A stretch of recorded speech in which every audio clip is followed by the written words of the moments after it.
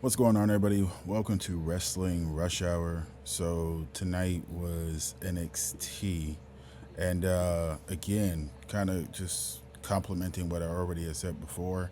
I think that Shawn Michaels is a better booker in terms of creative than Triple H. Tonight's NXT episode was very entertaining from start to finish, and we'll get a little bit more into it, but I think that the NXT women's division is way more talented and better than Monday Night Raw or SmackDown, or even if you combine them at this point. So obviously, there was a World Collides promo segment. We had Laredo Kid, Javon Evans, Ethan Page, and Sean Legacy. They were out there, kind of hyping the North American Championship, and obviously they want to go after it. We'll see what happens between Laredo Kid, Javon Evans, Ethan Page, and Ray Phoenix. It'll be interesting to see who wins. Personally, I think that Javon Evans should win, but knowing WWE, they're gonna give it to Laredo Kid or Ray Phoenix. They could have Ethan Page retain it, but I think that because it's a Worlds Collide, it's the first one under WWE owning it. They're gonna want to have some title changes and get fans talking and whatnot. But yeah, so we saw that at the beginning of the show. Then we saw Chase U again. I've said this before. I do not like Chase U. I think they're the worst tag team ever created in the history of wrestling. It doesn't matter what promotion on earth. I think Chase U is just that horrible. I could care less about them, but I do like Dark State. I think Dark State is a talented tag team, and I could easily see them being on like a SmackDown, and causing a little bit of chaos. Thought the match was decent. Thought the match was, pretty good.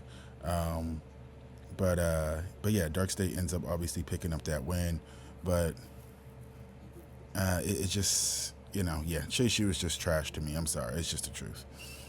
Myles Borne versus Charlie Dempsey. Now, obviously, from what we saw last week, Myles Borne wants to leave, and Charlie Dempsey was like, "If you can beat me in a match, then you can leave. But if you can't, then you're gonna stay with us." So it was a rounds match between Bourne and Dempsey. It was a technical wrestling match, and I think both of them displayed their skills with like submissions, counters, and it just was a really good storytelling in my opinion. Bourne picking up the victory to earn his way out of the NQCC. It's just it's really it's just the simple things like that is the reason why I say that Shawn Michaels is better than Triple H when it comes to booking. The fact that these guys were in a group and in a tag team faction or whatever you want to call it, and the simple storyline that make you interested in a basic simple match that isn't even for a championship is, hey, let's wrestle each other, and he's the leader or whatever. He's like, hey, you beat me, then you can leave. It's that simple that actually just makes the match more entertaining. I don't know why Triple H or whoever else the hell is writing these shows can't do that on Monday Night Raw or SmackDown. That's what I meant when I said, if you guys go back and look at my Raw review, I was talking about how the backstage segment between Paul Heyman and AJ Styles was meaningless. It's just the simplest shit that he doesn't do. This is why I say Triple H is a trash ass creative writer. You know, it's like he's like Michael Jordan, a great basketball player but a horrible owner, and Triple H is like a great wrestler but a horrible creative person. Then we had Tyra Mae versus Ariana Grace. I'm not gonna lie, and this is no shot at Jade Cargill, but Tyra Mae. This is why I think that Jade Cargill should have went to NXT, because some of the kind of botches and things that she did, I think that it would have cleaned up and would have been better. And I think fans would be more receptive to her.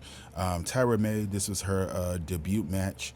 Obviously, she's an Olympic gold medalist, and man, like she is believable. I know I was telling you guys on my Monday Night Raw review how Lyra is not believable.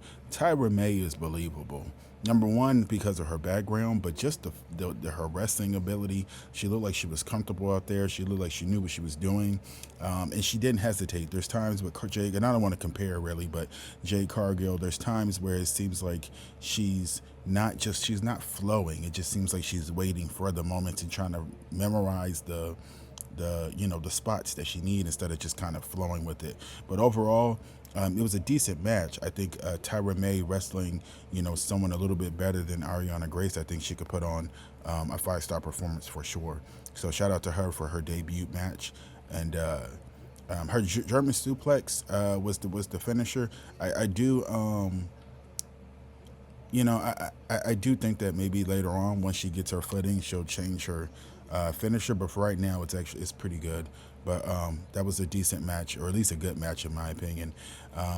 Fatal Influence, they came out, and everyone's talking about what's going on with JC Jane, celebrating that she defeated Stephanie Van Cure for the NXT Women's Championship, and you know the one thing I'll say about JC Jane is that when she was cutting that promo, she wasn't hesitating. She wasn't looking for the crowd's approval, and I think I noticed that a lot. When you look at Lyra or Becky or maybe even Jade Cargill or Charlotte Flair or even Tiffany Stratton, every time they're doing promos, whether just they're in the ring by themselves and cutting a promo or not, they're always kind of waiting and trying to get the fans' reaction instead of just kind of flowing and just saying what they need to say. And I think Jessie Jane did a great job in her promo. And then even when the fans were booing, she stopped, started yelling at them, but then still kept continuing. She didn't look like she was out of place and she forgot her line. She looked like she was just, you could tell when someone's kind of trying to remember things versus someone just flowing.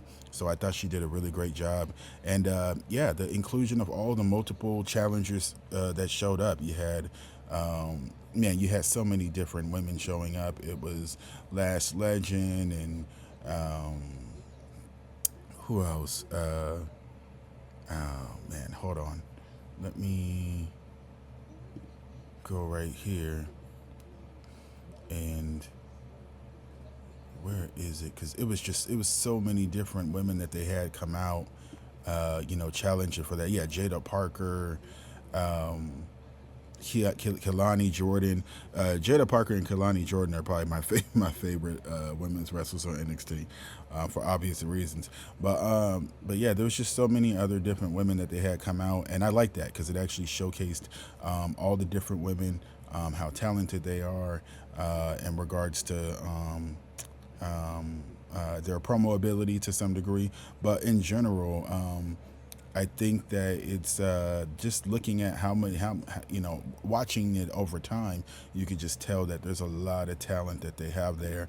And I would say that if you put the NXT women's talent versus the WWE versus Monday Night Raw, SmackDown, I think NXT claims them out easy.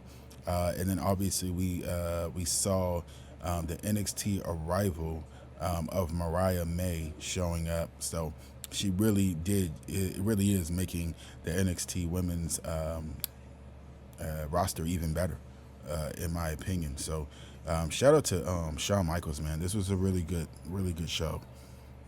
We had a 8-man tag team main event, one of the main events, and it was Laredo Kid, Jackson Drake, and Sean Legacy. They had some standout moments. Dragon Lee, he had a hot tag, and he ended up picking up the victory over one of the Evolve talents that they have over there. Obviously, Ethan Page was on that team as well.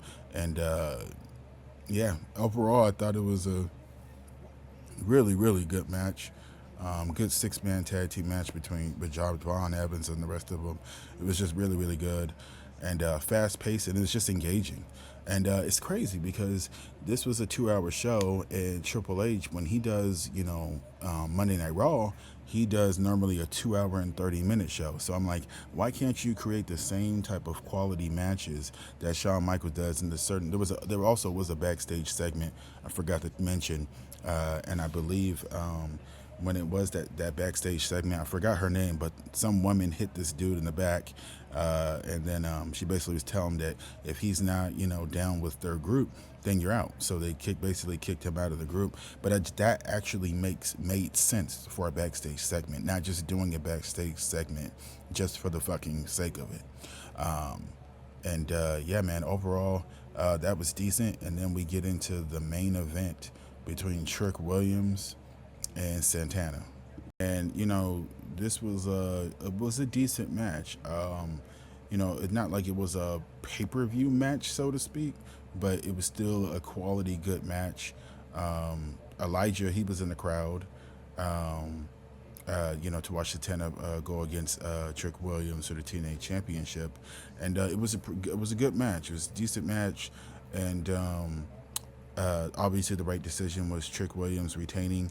I think, honestly, Trick Williams, personally, just to kind of, I don't know. I was gonna say that I would think that maybe they should put Trick Williams on like SummerSlam against whoever, maybe, or something like that. Just in terms of if WWE is going to be partnering with TNA, you want to kind of give someone that you're partnering with, get that championship some more shine, in my opinion.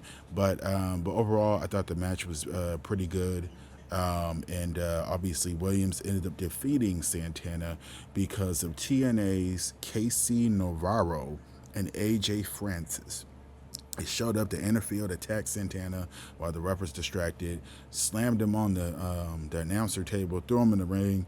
Trick Williams did what he needed to do, picked up the win, and the crowd was really behind Santana. They were booing Trick Williams, and I just thought overall was a decent, good match. So that was the NXT review. That was a good NXT show. If I'm going to be honest with you guys, I would say it was like a B plus. I don't know if maybe I would say it's an A, but I probably could say it was an A. It was a good show. I didn't feel. I was like this. I didn't feel exhausted watching the show. I didn't feel tired. I didn't feel like, oh, this segment was worthless and this was not making sense. Everything made sense. Everything was on point. And it was a good show, in my opinion. Let me know in the comment section down below what do you guys think. And until next time. Oh, yeah, and check out my video. It's titled, and it'll be at the end of the video for you guys. It's Triple H is in Vince McMahon's shadow.